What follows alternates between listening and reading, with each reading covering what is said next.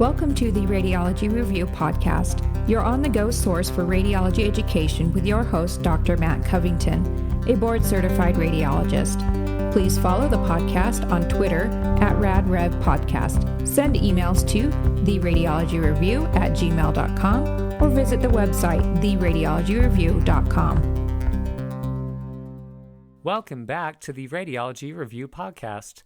On this episode, I am doing something different.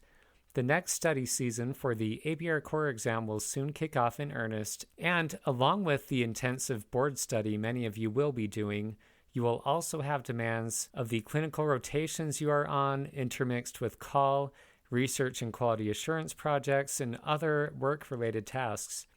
In addition, you need to take care of yourselves and those you love. That is challenging.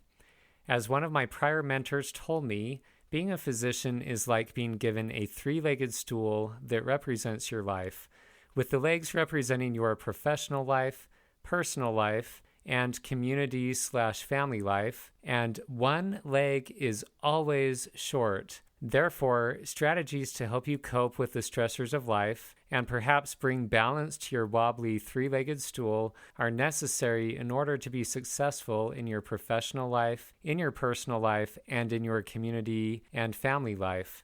I am bringing on a special guest for the first ever interview on the Radiology Review podcast. My guest is Phillip Kuo, MD, PhD, who is not only an exceptional radiologist, but also an expert in Tai Chi. Dr. Kuo truly is one of those rare radiologists who excels in clinical work, scientific research, and education. And beyond that, he is, as I mentioned, an expert practitioner and teacher of Tai Chi. On this episode, Phil and I discuss his path towards Tai Chi, as well as thoughts on how the rest of us can get started with Tai Chi. We discuss why the specific form of Tai Chi he teaches may be ideal for radiologists. Dr. Kuo has a YouTube channel where he has created short educational videos to help physicians like you learn some basic forms of Tai Chi to try this out for yourself. To find these videos, you can simply search for Tai Chi MD, 3 separate words, Tai Chi MD on YouTube, or see the show notes for this episode on your podcast directory or at theradiologyreview.com. I personally have found the Tai Chi that Dr. Kuo teaches to be beneficial and believe this meditation with movement has provided focus and fostered mental well-being and, frankly, has been pretty fun to learn and practice along the way. Without further ado, here is my conversation with Dr. Kuo. Phil, thank you for joining me. Hi, Matt. Nice talking to you again. Phil, can you go ahead and tell my audience a little bit about yourself? Oh, sure. My claim to fame is I was Matt's nuclear radiology fellowship director. Yes, correct. Not a claim to fame, but that is true, yes. But I'm currently actually a hybrid. So I'm still a professor of medical imaging, biomedical engineering, and medicine at the University of Arizona. But I also wear an entirely separate hat as a senior medical director for Invicro, which is an imaging CRO. Not too many people I know wearing the two hats like I am right now. Yeah, that's correct. You have a great thing going on right now. And that reminds me that you did post your article on consulting, and you had some great tips there, the Radiology Review Journal. So thanks for sending that out there. I've had some good feedback on that. And we are continuing that theme on trying to educate people on a topic that is familiar, perhaps, but I'm guessing a lot of radiologists don't know a lot about our topic, which is Tai Chi. I think this is an important topic, especially along the lines of resident wellness and burnout in medicine, and a lot of discussion on what can you do to maintain balance in your life, maintain mental focus. And Tai Chi is one of those things I've learned that can help with that. I wanted to ask you, can you tell us your story with Tai Chi? When did you first become aware of Tai Chi, and where has that led you? My story with Tai Chi actually began quite some time ago in graduate school. So if any of you know any of your MD, PhD classmates from way back, after your first 2 years of med school, then you get into a lab and during your PhD years, it can actually be kind of a strange time. You kind of feel like the dunce in the class, right? Because all your other classmates zip on by you and you're like, oh my gosh, they're in clerkships and you're pipetting and running gels and things like that. But on the other hand, it does kind of give you some more free time. You can schedule experiments when you want and everything. And I'd actually played a lot of sports, tennis, volleyball, basketball, ran a lot. And it started to actually accumulate quite a few injuries. And so I actually wanted to start studying a type of activity that I thought would be something I could keep doing for the rest of my life. Never really studied much martial arts, but at the University of Virginia, where I was doing my MSTP, there was just like a $20 martial arts class you could take at the student center. So I took this Chinese martial arts class and never done it before, and found out that the instructor there, John Alton, he actually had a Chinese martial arts school in town. So I, dropped in on it after the class was done at the university, and really liked the environment. And really, he had a really strong focus on teaching people Tai Chi. That time, I was like, I'm still pretty young and athletic. Do I really need to do Tai Chi? And he really reinforced to me like what Tai Chi could really bring to your life. And actually, at first, he knew when you're young, you're focused more on the physical benefits. And it was really impressive when he basically made me learn Tai Chi. And I was so thankful for it. And later on in my life, I realized how important the mental health benefits were. Yeah. So that got me thinking about my first experiences with Tai Chi. And I'm not sure I've ever told you this story. So I'm going to take the opportunity to share something with you. Yeah, you never told me that. Yeah. So my first experience with Tai Chi was actually as an intern in San Diego. I was at Scripps Mercy Hospital there and was completing a transitional year. And one of the hospitalists there, he was a guy who definitely had something going towards his mental well-being. I could just tell he was a little bit more carefree than I had seen in other attendings. I was assigned to his service, and my first day on rounds with him, before we discussed anything patient-related, he actually took us to the top view of Scripps Mercy Hospital, which has a fantastic view of San Diego. You can see all the way from the harbor to almost La Jolla, and you see downtown, and it's just this really expansive view. He had our whole team up there, and he announced to us that we were all going to be doing Tai Chi. And I had never done this before. I mean, I was tangentially aware of what it was, but he took it upon himself that the first thing he wanted to have us do that day was focus ourselves for the work ahead. And we literally did Tai Chi on the roof. He taught us some very basic moves. It was a really cool experience. I think anytime that you have an attending willing to kind of break the mold of your traditional education method and teach you something like Tai Chi with the intent that this is something that we should be aware of that could help us, that really kind of meant a lot to me. Fast forward 10 years to my next real serious introduction to Tai Chi from you. And that was in New Haven, Connecticut, right? Yeah. And we were there, working on medical research, and it was a long day, and we both decided to go to the gym at the hotel that night. And I was running on the treadmill like I usually do because I'm a runner, and I look over and all of a sudden I'm like, whoa, what's Phil doing? And it looks so incredible, honestly, to watch you go through all the forms and expertly go through the motions. And I just thought, wow, that's really something else. And you were gracious enough to then spend probably an hour teaching me Tai Chi. And I just want to say thank you. Matt, obviously we've known each other for a long time, and I think you hit it on the head. One of the key things about really being successful, not just at Tai Chi, but a lot of other things that people may have heard of, but like mindfulness or yoga or meditation of any sort, is just really being receptive, right?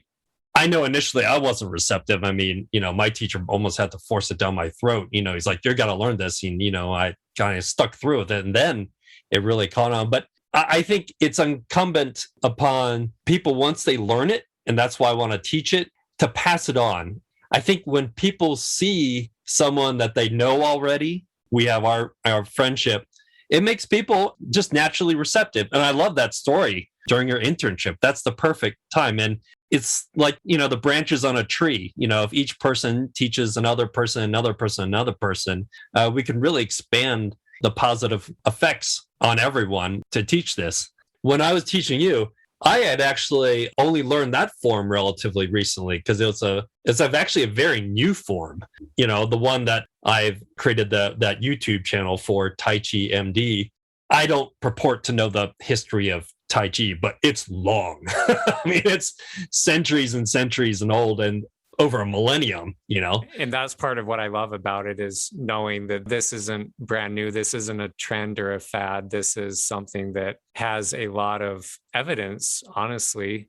It's really interesting how, obviously I follow it more given my interest, but, you'll get your news feed or in an email about another study showing benefit in yet another aspect of physical and mental health.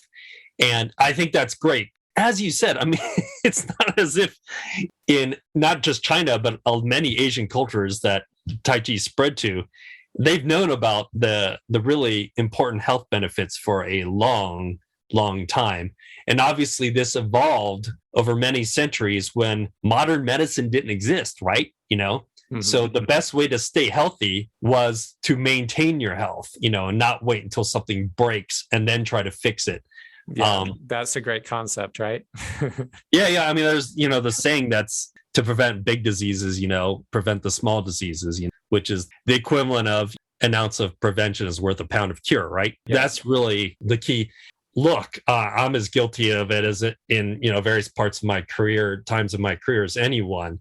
As a group, physicians do not take good care of themselves. This physician wellness movement, I think, is incredible.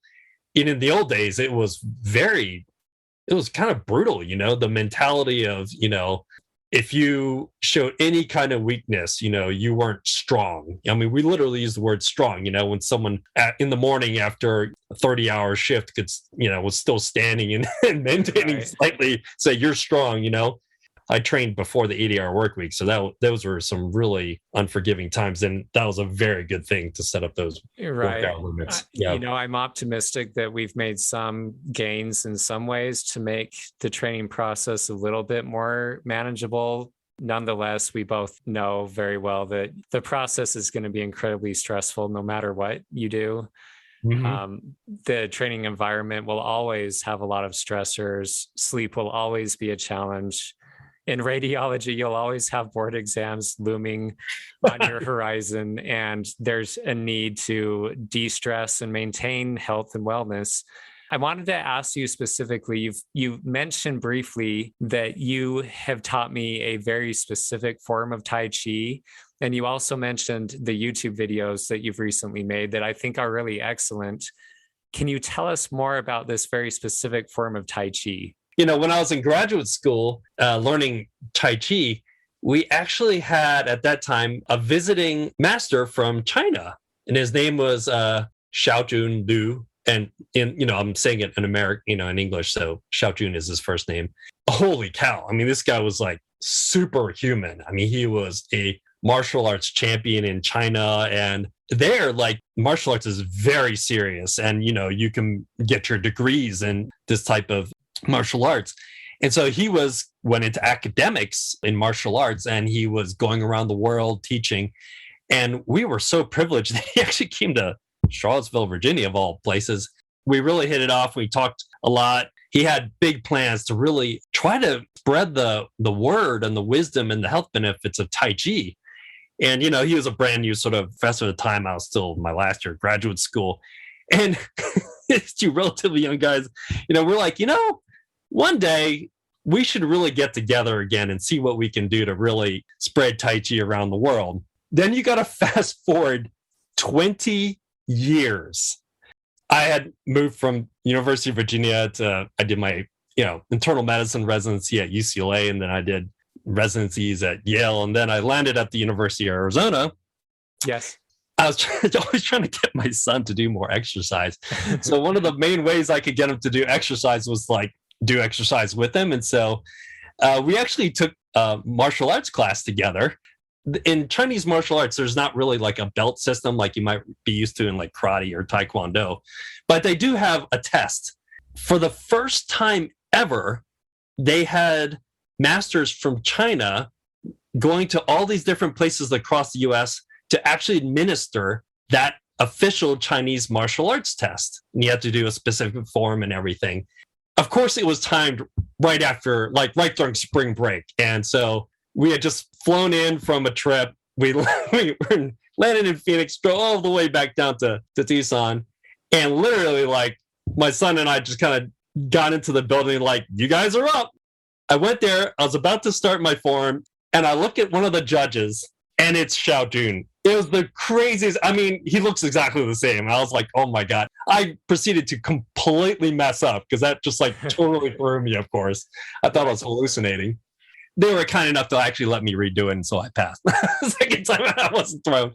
But yeah, that's how we reconnected, and we talked about, now he was a really big deal. I mean, there wasn't anybody that they picked to come to the US to be, the masters who were assessing this very time-honored tradition of this Chinese martial arts exam to bring to the US. And so we talked about our dream of, how can we spread the good word about Tai Chi and all its good benefits.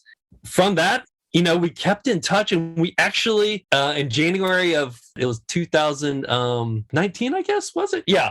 We formed something, we formed the International Society for Chinese Health Practices, which was, main thrust was to do that very thing, which improve the science, teaching, and education about Tai Chi. And we had the first meeting in Beijing at Xiao Jun's institution, Beijing Normal University. First time in my life I've ever been to China. And it was a huge success. And we had over 100 attendees and lots of dignitaries there. And we just had our second meeting virtual due to the pandemic just earlier this month with a huge number of attendees and with a lot of scientific presentations.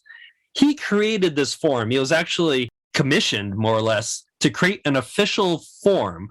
There's a real philosophy and science behind this, and he integrated all these basic principles to keep it really true to the groundings of Tai Chi. But the idea was to make a form that anyone could practice, no matter what their age, and also that you could learn in a relatively short amount of time, because they realized that was a barrier to learning, was it takes a fair amount of time. The first time I learned a form, which was actually just your generic Yang form, took me 6 months. Yeah, I can attest to this. Isn't something you learn overnight, for sure. I'm still working on the most basic things, but I've really enjoyed it. And the nice thing about this one, once I learned it, I realized this is the perfect form for radiologists. Yeah. It's absolutely perfect. In the other forms, you actually should probably warm up or else you're going to pull a muscle. This one you can just do right away, especially this first part, which I've put onto the YouTube channel, which is just completely stationary. You just stand there. So you can just stand up from your workstation and just do this first part. And the second part is more challenging because it requires movements, but it's really just 2 steps: forwards, back, right, left, or left, right. And so the second part you can do with even just like in your den or something, room of your apartment. But that first part, which is just standing with the hand movements, you can really feel that the chi flowing. So it is highly, highly effective. Even if you only just do that first part, you can do it in a call room, you could do it at your workstation. It just takes, a little over a minute to do. So even if you just got a short break waiting for, IT to call you back or something, you can do it. Right. Yeah. I mean, I imagine Tai Chi being potentially beneficial for physicians of all sorts, but I especially think in my mind about the third-year radiology resident in the thick of board study who's overwhelmed, maybe on a call shift overnight, feeling really overworked, struggling to juggle the enormous volume of, clinical work and information necessary to pass the core exam. And then I imagine such a resident spending maybe 5 to 10 minutes a day with Tai Chi, which I believe is called meditation with movement. Yeah, some movement. Exactly. And moving meditation, exercise, meditation. Mm-hmm.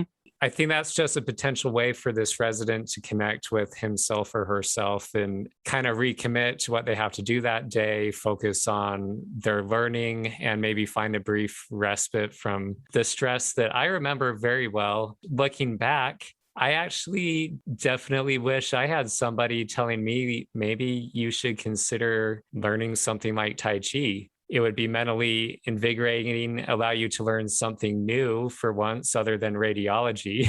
The ability to do that in the call room, that's unparalleled. You can't do that with jogging or running. Tai Chi can fit anywhere.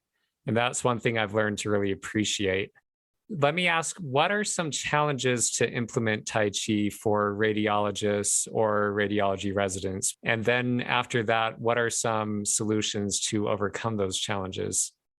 I want to openly admit that when I was studying for the boards, my practice of Tai Chi completely fell off at a time when I really needed it the most. Yep.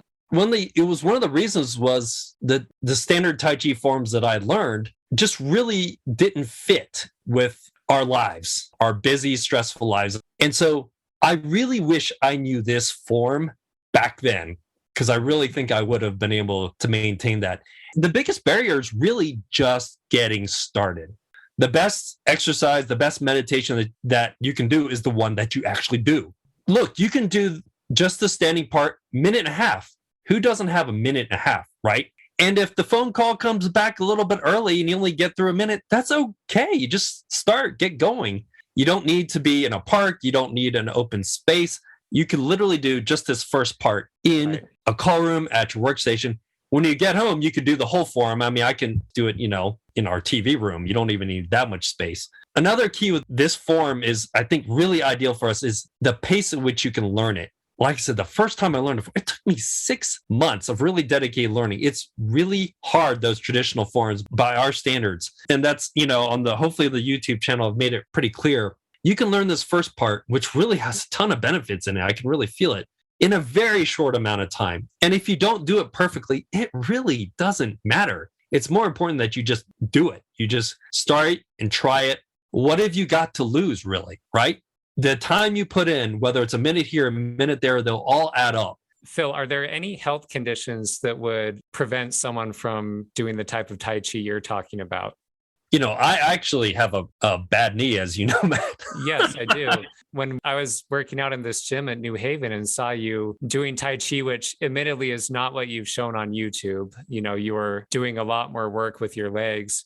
I thought it was remarkable. I literally had this thought that I've seen you at times have a hard time walking downstairs. I believe that kind of causes some pain for you. Yet you're doing all of these moves in Tai Chi apparently with ease. That was remarkable to me.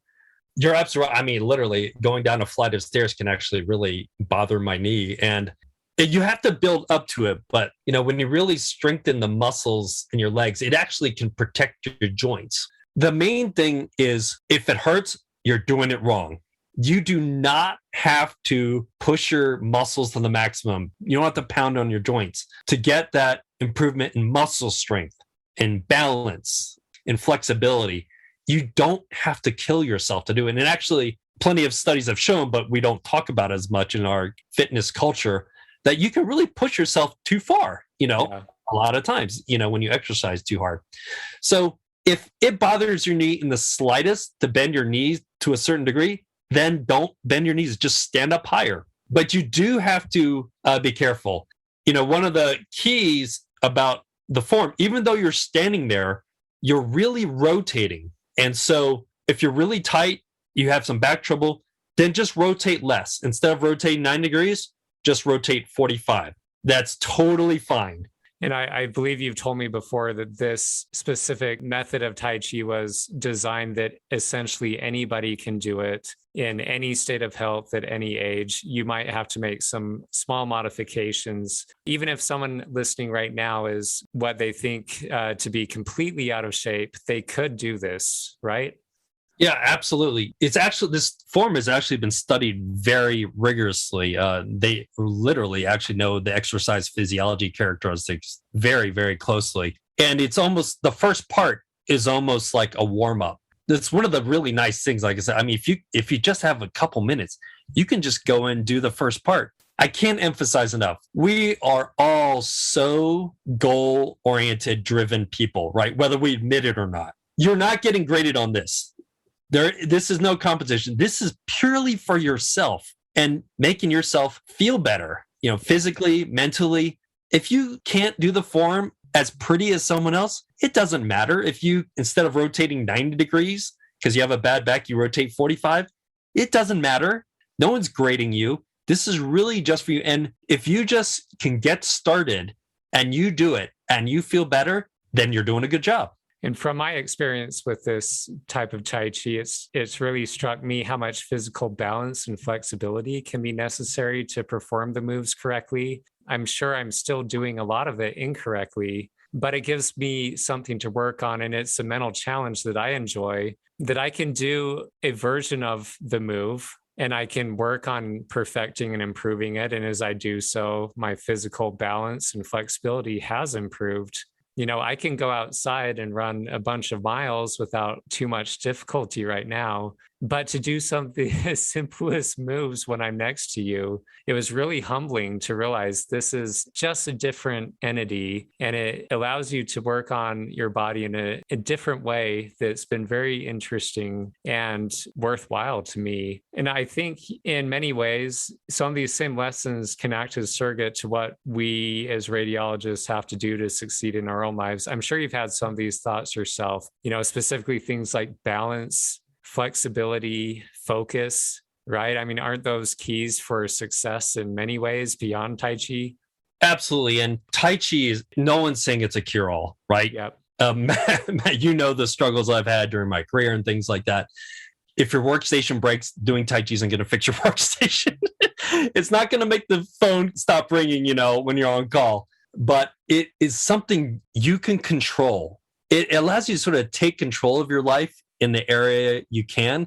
Physician resilience is not an excuse for hospital systems and everything to abuse physicians, right? Telling them to go improve their own resilience. But it is something you can carry with you. During residency, it's a difficult, challenging time for so many reasons. You know, you're so accomplished, and then you step in, particularly in your first year, you are so insecure. I mean, it's always just weighing on you, right?